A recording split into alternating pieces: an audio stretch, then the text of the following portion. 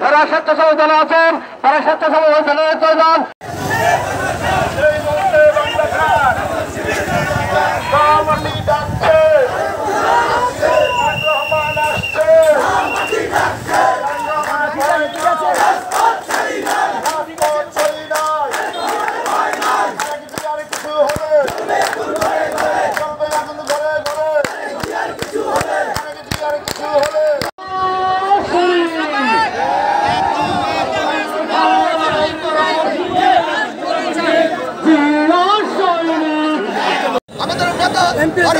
সাহেবের বিরুদ্ধে হয় আমরা প্রস্তুত রয়েছি, প্রতিটা মুহূর্তে আমরা প্রস্তুত রয়েছি।